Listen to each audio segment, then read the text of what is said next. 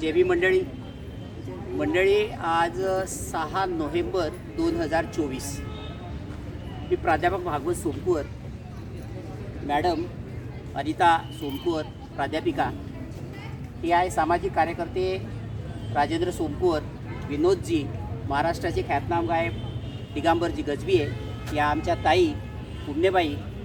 या ठिकाणी आम्ही दीक्षाभूमीवर बाबासाहेबांना अभिवादन करण्यासाठी आम्ही आलेलो आहे। डॉक्टर बाबासाहेब आंबेडकरांनी 14 ऑक्टोबर 1956ला या ठिकाणी धम्मदीक्षा घेतली आणि बौद्ध धर्माचं पुनर्जीवन केलं। ती जी भूमी आहे, ती जी पवित्र भूमी आहे, ती पवित्र भूमी हीच ती पवित्र भूमी आहे।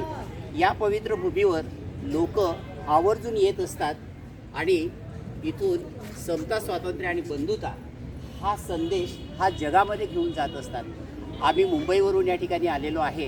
आम्ही प्रत्येक वर्षी या पवित्र भूमीमध्ये येत असतो आणि बाबासाहेबांना आम्ही अभिवादन करत असतो। तो आजचा दिवस की आम्ही मुंबईवरून आलेलो आहे आणि बाबासाहेबांना अभिवादन करण्यासाठी या ठिकाणी आलेलो आहे। तर डॉक्टर बाबासाहेब आंबेडकरांनी या हिंदू धर्मामधून निघून बौद्ध धर्माचा स्वीकार केला आणि तो दिवस होता 14 ऑक्टोबर 1956ला आणि तेव्हापासून आपण हिंदू धर्मातून निघून आपण खऱ्या अर्थाने बौद्ध झालेलो आहे। परंतु डॉक्टर बाबासाहेब आंबेडकरांनी 2 गोष्टी मात्र आवर्जून सांगितलेल्या होत्या की दरेकाला दीक्षा ही दिली पाहिजे आणि प्रत्येकाने दीक्षा घेतली पाहिजे। कारण माणूस हा जन्माने बौद्ध होत नाही, तर तो त्याच्या कर्माने बौद्ध होतो आणि प्रत्येकाने धम्मदीक्षा ही घेतलीच पाहिजे, हा बाबासाहेबांनी संदेश दिला होता।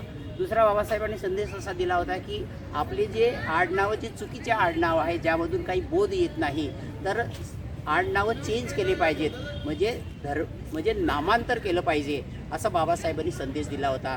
परंतु खेदाची गोष्ट अशी आहे की या दोनही गोष्टींकडे आपल्या समाजाने लक्ष दिलेलं नाही, दुर्लक्ष केलेलं आहे ना। त्यांनी स्वतः बौद्ध धर्म स्वीकारला, म्हणजे माझा बाप बौद्ध आहे, मी बौद्ध आहे, माझे मुलं बौद्ध आहे, हाच कन्सेप्ट, हा चुकीचा कन्सेप्ट आपल्या समाजामध्ये आहे आणि लोक तोच कन्सेप्ट घेऊन पुढे चाललेले आहेत।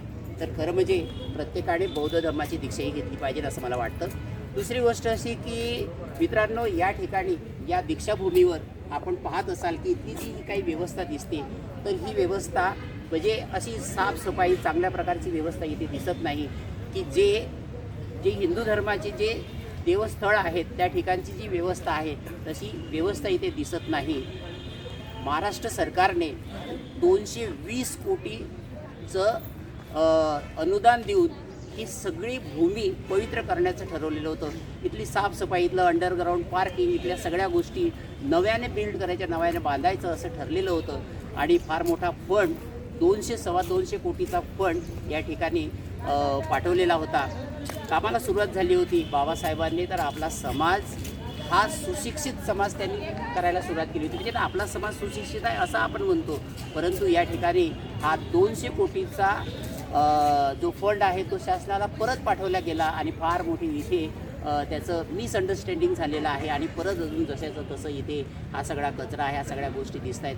तर मला असं वाटतं की खरं म्हणजे हा चुकीचाच प्रकार केलेला आहे। तो फंड या ठिकाणी वापरला पाहिजे होता आणि याचं सुशोभीकरण केलं पाहिजे होतं, असं आपल्या समाजाने करायला पाहिजे होतं, असं माझं अतिशय प्रांजळपणे मत आहे। तर मित्रांनो, या ठिकाणी आम्ही बाबासाहेबांना अभिवादन करण्यासाठी प्रत्येक वर्षी येत असतो आणि हीच ती पवित्र भूमी आहे।